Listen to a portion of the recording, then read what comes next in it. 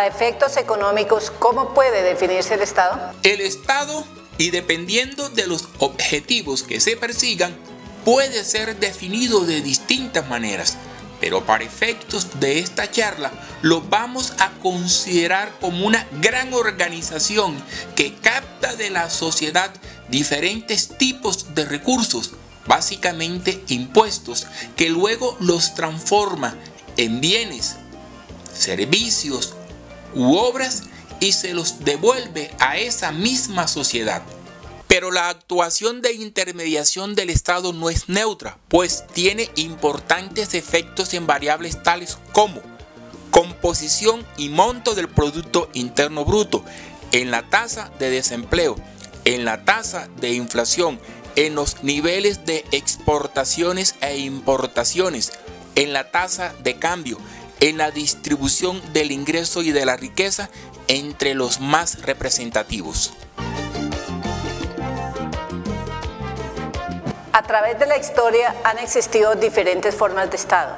En la actualidad, ¿cuáles son las más importantes? En la actualidad coexisten varias formas de organización estatal, pero las más representativas, paradigmáticas y extremas son la socialista y la capitalista.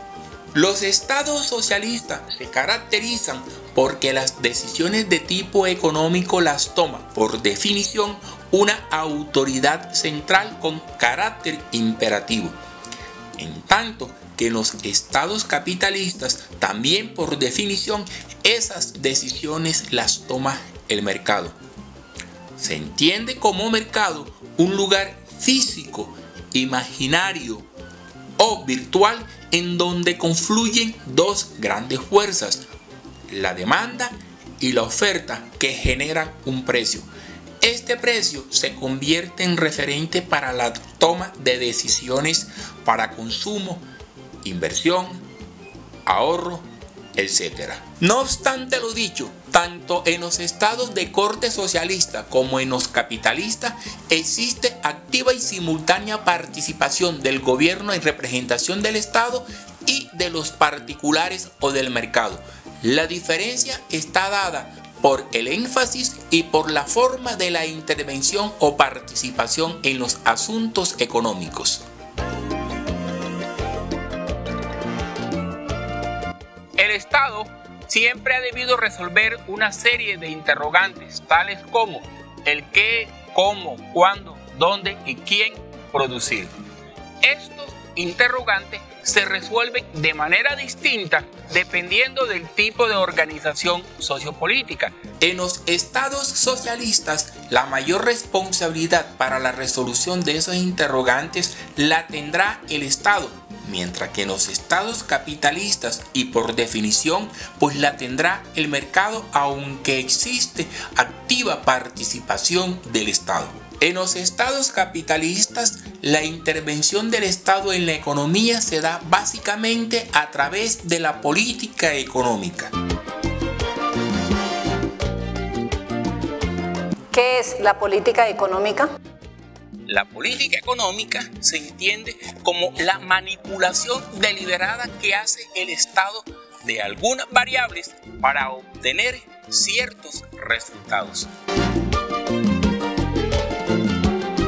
¿Cuáles son los elementos de la política económica?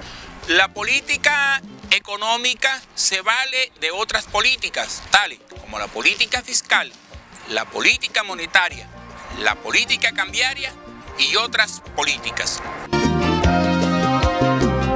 ¿Qué es la política fiscal? La política fiscal se entiende como la manipulación que hace el Estado de sus ingresos, de sus gastos y su endeudamiento para lograr unos determinados fines asignados a la política económica. Los elementos de la política fiscal se armonizan en un cuarto instrumento, que es el presupuesto público. La responsabilidad de la política fiscal recae en el ministro de Hacienda. ¿Qué es la política monetaria? La política monetaria está orientada a controlar la cantidad de dinero en circulación en la economía con la finalidad primordial de controlar la inflación. Tiene como instrumento la masa monetaria, la tasa de interés, la tasa de redescuento, los cupos de redescuento y las operaciones de mercado abierto como los instrumentos más importantes. Su responsable es la Junta Directiva del Banco de la República. ¿Qué es la política cambiaria? La política cambiaria lo que busca es establecer una relación adecuada entre el precio de la moneda nacional y un referente externo que para el caso de Colombia es el dólar. Su principal instrumento es la compraventa de divisas. Su responsable es la Junta Directiva del Banco de la República. Las medidas discrecionales de tipo fiscal, monetario o cambiario pueden ser expansionistas o contraccionistas. Serán expansionistas aquellas orientadas a incrementar la demanda de bienes y de servicios. Tomadas en sentido contrario, serán contraccionistas. Son ejemplos de medidas fiscales de tipo expansionista el aumento del gasto público y la disminución de los impuestos. Tomada en sentido contrario, serán entonces contraccionistas. Son ejemplos de medidas monetarias de tipo expansionista el aumento de la masa monetaria del dinero en circulación, al igual que la disminución de las tasas de intereses por parte del Banco de la República.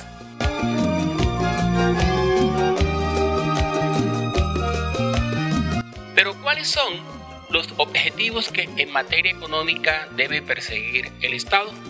Sobre esto no existe unanimidad, pero existe cierto consenso sobre estos cuatro.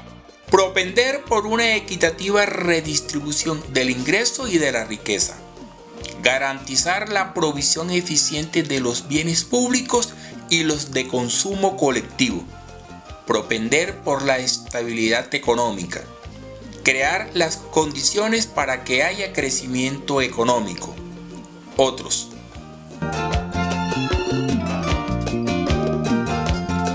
¿Qué busca el Estado con la redistribución del ingreso y de la riqueza? Con la redistribución del ingreso y de la riqueza, el Estado propende disminuir las brechas existentes entre lo que muchos tienen y lo que no tienen nada. Esto se puede lograr vía ingresos o vía gastos. Vía ingresos a través de la aplicación de dos grandes principios: el principio del beneficio y el principio de la capacidad de pago. El principio del beneficio nos señala que las personas deben aportarle al Estado en proporción a los beneficios que de él reciban. Entre más beneficios, mayores pagos.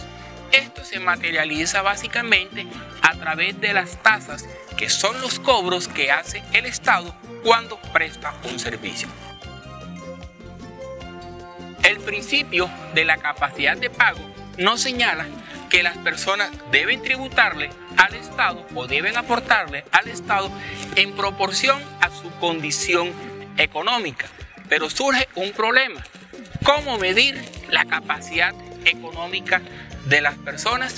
Aunque no existe ningún instrumento que sea absolutamente fiable, se han creado algunos indicadores tales como el patrimonio, la renta o ingreso, el consumo y la propiedad de ciertos bienes como los inmuebles o los vehículos. La redistribución del ingreso y de la riqueza también se puede lograr a través del gasto público, asignando una mayor proporción de este hacia los sectores o personas con más baja capacidad de pago. En Colombia, esto se viene intentando básicamente a través del Sistema General de Participaciones, que es una transferencia del nivel nacional hacia los departamentos, distritos y municipios, cuyos recursos deben ser destinados para financiar aquellos programas tendientes a satisfacer las necesidades básicas e insatisfechas de la población más pobre del país.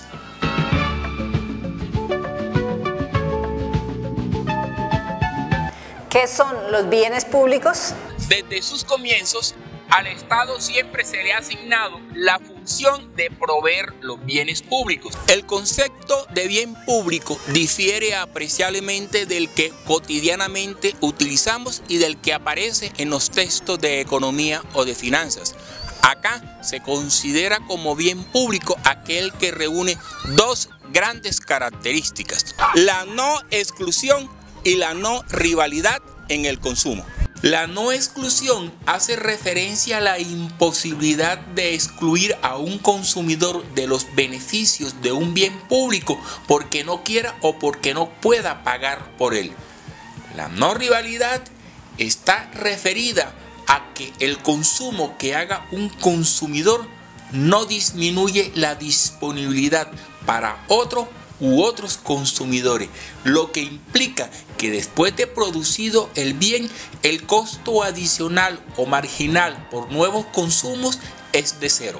Pero en la vida real son muy pocos los bienes que pueden reunir simultáneamente estas dos características. A lo sumo, un río, una calle, un parque.